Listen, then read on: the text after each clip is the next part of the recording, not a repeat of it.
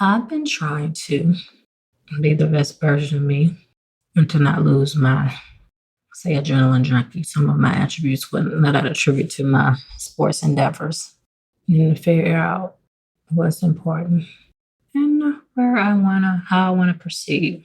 So that's one of the reasons I'm taking a break. I want to focus on some other things that I might have neglected in life.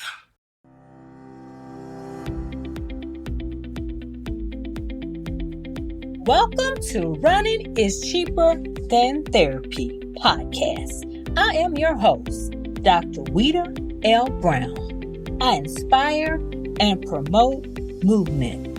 I explain how running adds to life from a mental wholeness aspect, how obstacles can be overcome to make it to your finish line. Welcome to Running is Cheaper Than Therapy episode 100. This is my 100th episode. I want to say thank you to everyone who's ever listened, subscribed, left a review, shared, given me feedback. To all my guests, I started Running is Cheaper Than Therapy during the pandemic because I'm kind of a busybody and I needed something to do quarantined in my home. And it was on my bucket list. So I just want to share that this is my last episode of season 6. I may be pivoting to do another podcast with a friend. Stay tuned. Nevertheless, I will be taking a little break after this episode and I apologize. I had a little hiatus, which I'll get into in this episode. But I first wanted to say thank you. The labor of love that I enjoy sharing me and sharing my guests with you about running and other endurance sports. And just as I always say, guests who've overcome obstacles to make it to their finish line. So the title of this episode is Who Am I? Who are we as athletes when we can't compete? So for those of you who personally know me and know my journey, actually since 2020, life has been challenging. I know it's been challenging for a lot of people. COVID, the pandemic happened in March of 20. I got COVID following a ski trip. Also at this same ski trip, I hurt my knee pretty bad. I was able to finish skiing on the trip, but I ultimately needed surgery in December of 2020. COVID wasn't bad, but it was just scary. I didn't know whether I would get worse because it was unknown. I didn't know if I would be dropped dead and be in my house, quarantined. It was scary. My favorite uncle passed away. Couldn't go to his funeral because it was limited. There's a lot of stuff. Isolated. And although I used to be in denial, I'm an introvert, extroverted introvert because I like people, but I like my me time. But 2020 was too much me time. So 2021, it's a little bit better. Still a lot of things weren't going on. Not many races. Had surgery, had to recover from. No summit, so I had to worry about skiing. By 2022, I was back to skiing. Never really got back to running. Had another surgery, thinking it would help. It did, but I'm still 2023. Not able to really run. I can ski. My skiing is not what it was in 20. As far as the speed, but I haven't been skiing as much. And I admit I'm a little fearful of hurting myself again because it's a long recovery and I'm getting a little older. It is my favorite thing to do out of all the things I do. And hopefully next year I can get back to where I want to be. As far as mainly the racing because I love ski racing. I know it's crazy, but I like to do things that are a little scary, a little nervous, but exhilarating at the same time. I know it's crazy. Also, along with 2020, I had a lot of financial woes. My hospital I was working at couldn't pay me. A lot of elective cases were canceled. So in the hole, I'm still trying to get out of the hole. People think doctors just make money and live in the light of luxury, and that's not necessarily true. So that's been another challenge. And again, with 2 knee surgeries. And also just recently had another surgery, which is why I didn't release the episode the last couple weeks. And I'm going to talk about something today, which probably has nothing to do with endurance racing sports, but then again, it does. It's March, the end of March, Women's History Month. And there are a lot of women athletes, great athletes, icons, people who inspired me as a child and as an adult. So, as you know, I am a Black female, proud to be. And something that a lot of women, particularly Black women, fibroids. So I've had them for years and they're not fun. Some of them don't cause any issues with some women. Some women have problems with heavy periods, cramping, some infertility problems. Some ultimately have to undergo a hysterectomy and cause anemia. Well, my fibroids cause heavy bleeding. And I was thinking as I got older, like my cycles will be better. Less cramping, less bleeding. But they become worse in the last couple of years. And interestingly enough, female athlete, I got on the pill just to regulate my cycle when I was training for Ironman Louisville in 2019. I did not want my cycle to be on doing the race. It's hard enough to go through a day of competing without having to deal with my cycle. So the best way to regulate it is to get on the pill. So my doctor had been wanting to put me on the pill or do a called immunization, or you can also do a process where they embolize your uterine artery. No, I didn't want to do any of those, and I really don't like taking pills that are get inserted what's called an IUD. So, but I did the pills just for the race. After the race, I got off the pill, and my cycles became heavy again. And not to be graphic, but I bled enough to save a life. Honestly, I was anemic. My doctor put me on iron, and vitamin C helps to absorb the iron. And if my iron didn't go up significantly, she was going to recommend IV iron because I lost that much blood. I also had to get a colonoscopy to make sure I wasn't bleeding from somewhere else because it was significant anemia with iron deficiency. So after getting on the pill on a regular basis, getting back on the pill because I didn't want to deal with the bleeding, and I was able to get off of the iron because iron causes other issues with constipation. The older you get, you realize that when I was growing up, my grandmother was obsessed with bowels and loved prune juice. And I realized that I'm getting older because I'm not obsessed with my bowels, but they're on my mind sometimes. Anyway, so you're back on the pill. Cycles look better. It's easier to work out when you don't have to worry about your cycle when it's on. So going from 7 days to 5 days to changing tampon and pad every 2 hours to just having a tampon every few hours versus every 2 hours. Sorry, I'm being graphic, but this is what women go through. And if you're a man listening to this, you might not go through it, but you have a sister, a wife, a friend that's a woman that goes through these things. So it's not foreign. So I've noticed in the last year, even through the pills, my cycle still was heavier and I got a lot of cramp.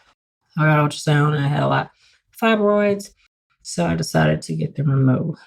So that was my surgery. I had a laparoscopic myomectomy. I had 8 fibroids. One of them was named ball size, more between golf ball and a baseball. I also had was endometriosis, which is some of the uterine tissue is disseminated into your pelvis and they can cause similar pain, cramping. And also I had so much endometriosis that it had scarred my appendix. So I took my appendix out. So all this was done laparoscopically. Stay overnight. And 2 weeks tomorrow was the surgery. So I'm still recovering. I can't do any working out for 3 weeks. So I've been resting, put to recovery, catching up on Netflix, Apple TV, or whatever streaming service, catching up on taxes, and actually connecting with people I hadn't talked to in a while, which is a good thing. But then we're so much on the go that we don't take time for some things that are important, like relationships and people. Another thing, so October 2020, homecoming, FAMU, great time, but it really took me out. So I was run walking still. I was swimming, cycling, but homecoming, I danced a lot. And I failed, which is this is really crazy. I was packing. I was on the floor packing. I went to get up and I put some weight, put some pressure on my laundry basket to help me get up, and it collapsed. And I fell and hit my shoulder. So my shoulder's been bothering me since then. I mentioned this on another podcast. So I had an MRI, had a partial thickness rotator cuff tear, which I've had for years. But this was different because I had their supraspinatus, infraspinatus, teres minor, subscapularis, four muscles that make up the rotator cuff. So before, it looked like I had a partial thickness tear, infraspinatus. This looked more supraspinatus. And I also had atrophy, which is for the athletes after surgery, atrophy, basically the muscle shrinks. So my muscle, for some reason, shrinks. And it's usually seen when you have a cyst, putting pressure on the nerve, but that wasn't seen in my MRI. So I'm weak in what's called external rotation, which is when you rotate your arm out. So I haven't been able to swim prior to surgery. I can't swim now anyway for post-op purposes. So all I really can do when my restrictions are lifted will be to get back on the bike. And I should know when I go to my follow appointment when I can start back on the bike. So I've been going through a lot. And I may need one more surgery in order to be what quote unquote whole. So the title, I said, who are we when we can't compete? So that's been me. For whatever reason, had issues with my heart in 2019, which wound up being nothing, but I had to get it evaluated because I don't want to drop dead at a race. And I had issues with my knees, my shoulders, and then my female problem. I really haven't been able to compete really since 2019. And interesting, I walked the other day, maybe 2 blocks really, to go to the store. And I was walking slow, mainly because I hadn't been doing much because I had surgery and my knees are a little sore because joints like to move and I haven't been moving much. So I'm thinking I'm walking slow, very slow, due to my knees and surgery. Like I can't even walk fast. And then I'm thinking about it's getting warmer, so it's getting close to being triathlon season. My ski season isn't almost over, but I want to take one more trip. But 3 weeks after surgery, probably not a good idea. Although I got invited to the sweet deal for Park City. I really want to go. But so I probably won't do any more skiing until my birthday trip in Chile. My shoulder, I may need surgery on. I'm waiting until after I heal up from this other surgery and get back in the pool and see how I do with my exercises to see if I can do prolonged swimming because that's what I need. If I wanted to, I want to race. I mean, I can do sprints a shorter distance, but I really want to at least get back to do a 7.3s as far as triathlons and biking. I said this was going to be my biking season, which is it. That should be a possibility because I should be able to bike in at least 2 to 3 more weeks. But it's weird, and I talked about this with Anna, the therapist I had on a few weeks ago, about how a lot of athletes find their identity in their sports. And when that's gone, sometimes it's like, you're like, who am I? And I felt like that. Not that sports or athletic endeavors are my world, but they're a significant part of my world, a significant part of my social life. And I've been grieving the loss, and I feel like it's being compounded along with a lot of other things going on in my life, and it's causing me some distress. So I've been trying to find the best ways to deal with it and keep my positive, happy-go-lucky attitude. Because today, I noticed I had an issue, and it really bothered me, and I'm thinking, am I on edge because of everything that's going on with me, or should I be pissed off about this issue? So, who am I? I'm Wita Brown. Again, I'm a Black woman. I'm a physician, orthopedic surgeon. I'm an athlete, even though I can't compete. I'm a runner. I'm a swimmer. I'm a triathlete. I'm a skier. I'm a friend. I'm a daughter. Although my parents are no longer here, they passed away. I'm a sister. One biological brother and many other sisters, sorority and otherwise. I'm a friend, cousin, dope auntie, godmother, Christian, entrepreneur, podcaster, rugby, football fanatic, particularly Eagles fly, Eagles fly. I'm an adventure, adrenaline junkie. Those are just a few things that describe me. So I've been trying to be the best version of me and to not lose my, say, adrenaline junkie, some of my attributes that I attribute to my sports endeavors, and figure out what's important and how I want to proceed. So that's one of the reasons I'm taking a break. I want to focus on some other things that I may have neglected in life. One thing I just did was just my health, which had nothing to do with a sports injury. It's interesting. After I had surgery, well, before I had surgery, I was a little nervous because I'm used to orthopedic surgeon. That's what I do. So I'm comfortable because I know what they're going to do when I'm asleep. But this surgery I just had was foreign to me, although I am a woman, yes. But it's basically major abdominal surgery. And I had 3 surgeries in one, although it was laparoscopic. It's weird being on the other side of the knife. And it's a weird feeling because I tell all my patients, whether it be a small surgery, carpal tunnel, trigger finger, to something major, a fracture, hip fracture, which has a high mortality rate.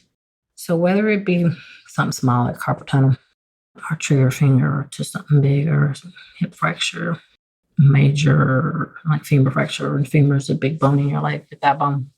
I always, when I consent them, let them know that there's the risk of death, stroke, heart attack. So I remember when I was a resident, our county hospital was called Cooper Green in Alabama. Patient underwent a carpal tunnel, which is a simple hand procedure, but you can do with the patient awake, like MAC, which is just light anesthesia. You don't need a breathing tube. Some people are too nervous, so they won't go to sleep. So there's one patient, Cooper Green, carpal tunnel surgery. She's too nervous to do it under MAC. So I put her to sleep, and I'm not sure what happened. I thought, oh my God, the fellow indicates which felt stuff. After I received his initial training, had to go and tell the patient's husband that she passed every time I have surgery, no matter how small it may be. I think, like, what if I don't wake up? What if I don't make it? And all these thoughts go to my head, like, no regrets. When I leave this world, whatever that is, I don't want to have any regrets, whether it be I'm on my bucket list, whether it be relationships.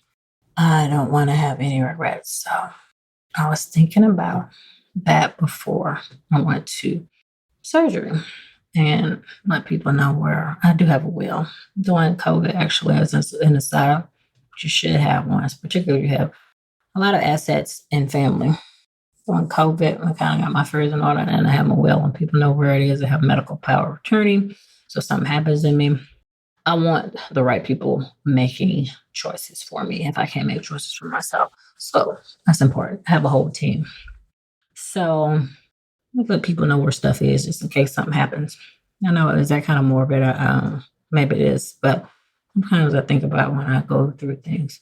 So as I was having surgery, when I woke up, my wife was like, thank God I'm still here. I'm still here. I'm still here. So things to ponder. Who are you? Without your titles, without your thing. Who are you? And if those things were taken away, who would you be? Would you be happy? Would you pivot? So again, I want to say thank you for joining me on this trip. Running is cheaper than therapy. Stay tuned for what's next for me. That wraps up this episode of Running is Cheaper Than Therapy podcast. Thank you for tuning in. If you already haven't, please download Running is Cheaper Than Therapy podcast on Apple, Spotify, or however you listen to your favorite podcasts. If you have any questions, concerns, or possible show topics, please email runningischeaperthanTherapy, OLB, Omaha Love Brown @gmail.com. Again, that is Running is Cheaper Than Therapy, Omaha Love Brown @gmail.com. I also can be reached via Instagram, Facebook, Twitter, LinkedIn, and my website, at www.weouilove.com. Thank you for listening, and please tune in again.